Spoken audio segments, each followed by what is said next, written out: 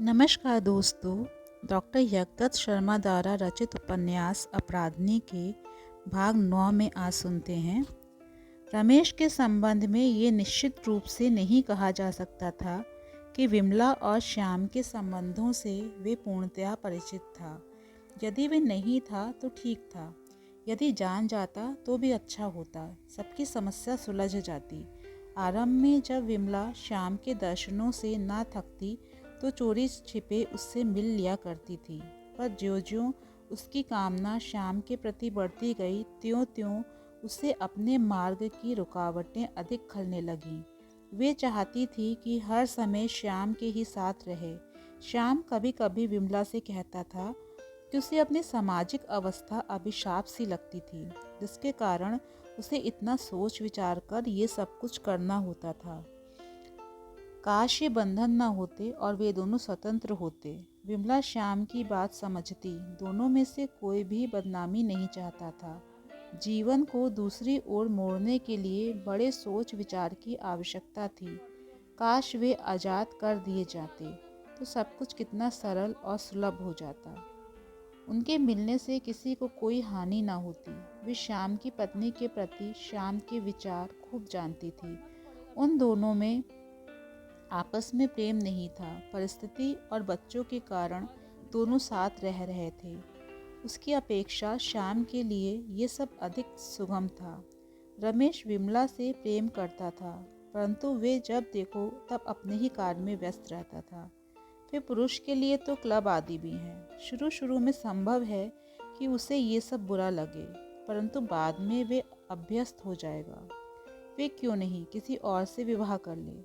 श्याम ने एक बार विमला से कहा था कि उसने आखिर डॉक्टर रमेश में ऐसा क्या देखा जो उससे विवाह कर लिया।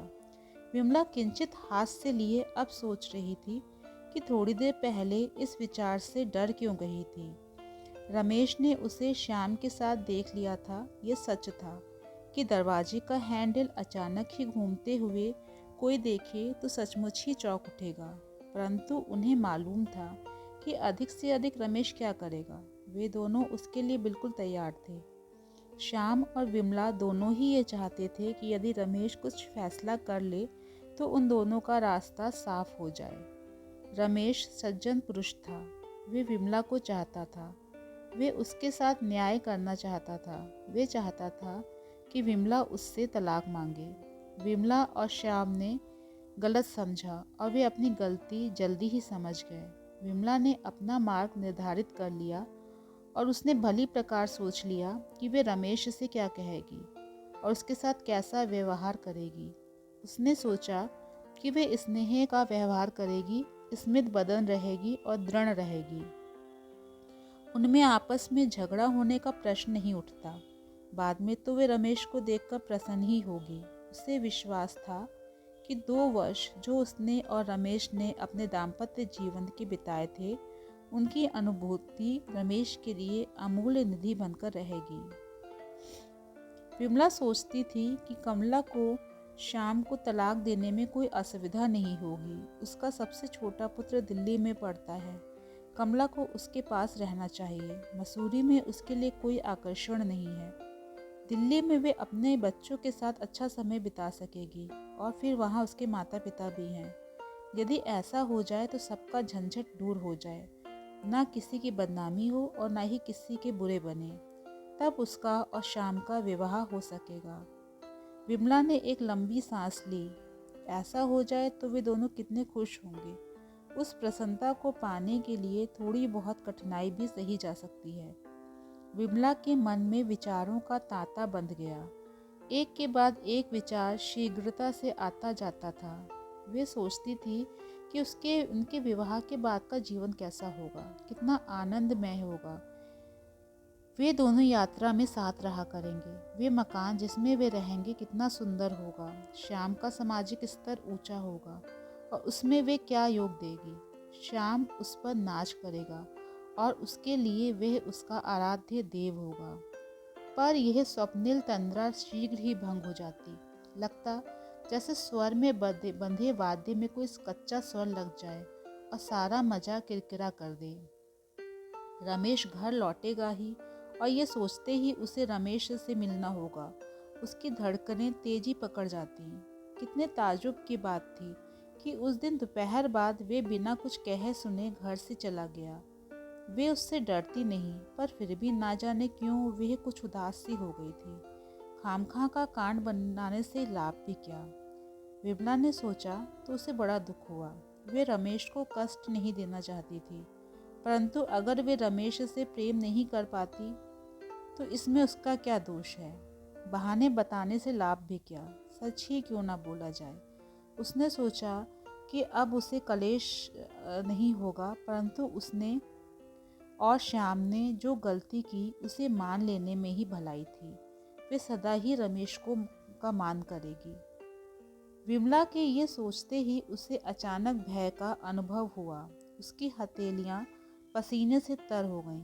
भय का आभास होते ही वे रमेश के प्रति कुद्र हो गई। अगर वे कांढी बनाना चाहता है तो बनाने दो। उसे भी नहीं भूलना चाहिए कि जितना उसने बदले में सोचा है उससे अधिक ही उसे मिलेगा। वे साफ कह देगी कि उसे रमेश की लेश मात्र भी चिंता नहीं है। विवाह के पश्चात किसी भी दिन वह अपने किए पर बिना पछताए नहीं रह सकेगी। कितना सुस्त है रमेश, उसने मुझे परेशान कर डाला है। मैं खींच गई हूँ, ऊब गई हूँ। वे अपने को सबसे ज़्यादा अच्छा समझता है। उसे बातें करने का सलीका नहीं है। वे रमेश की इस बू से उकता गई थी। उसके बेतुके आत्मनियंत्रण से ऊब गई थी। आत्मनियंत्रण उस अवस्था में तो ठीक है जब कोई स्वयं में रह जाना चाहता हो और अपने स्वयं के अतिरिक्त अन्य कोई दायित्व ना हो। विमला को रमेश से घृणा हो गई थी। वे उसके बंधन से दूर भागना चाहती थी। उसमें है क्या जो अपने को ऊंचा समझता है। कितना बुरा डांस करता है। पार्टी में मुंह लटकाए बैठा रहता है। ना कोई बाजा बजा सकता है, ना गा सकता है, ना पोलो खेल सकता है। टेनिस भी नौसिखियों की भांति खेलता है और ब्रिज। हो विमला ने रमेश से निपटने की तैयारी उग्र रूप से कर ली थी। उसने सोचा कि आज और मुझसे बोलने दो, फिर देखूं। जो कुछ हुआ उस सब का वही कसूरवार है। भला हुआ जो आखिर उसे पता लग गया। वह उससे इतनी घृणा करने लगी थी कि उसे देखना तक नहीं चाहती थी। सचमुच ही वे प्रसन्न थी। रमेश को पता लग गया। सारा भकेड़ा निपट गया। रमेश क्यों नहीं उसे अकेला छोड़ देता। उसके पीछे पड़ के शादी कर ली। अब वे उससे बिल्कुल ऊब गई है। उसे भी कितना अच्छा नहीं लगता था। ऊब गई हूँ, उसने जोर से कहा। विमला क्रोध से कांप रही थी। ऊब गई हूँ, ऊब गई हूँ। तभी उसने फाटक के अंदर आती हुई मोटर की आवाज़ सुनी। डॉक्टर रमेश ऊपर आ रहा था। तो इस प्रकार दोस्तों अपराधनी उपन्यास का एपिसोड 9 समाप्त होता है। मैं जल्द ही आपके समक्ष एपिसोड नंबर 10 लेकर के आऊँगी। नमस्कार।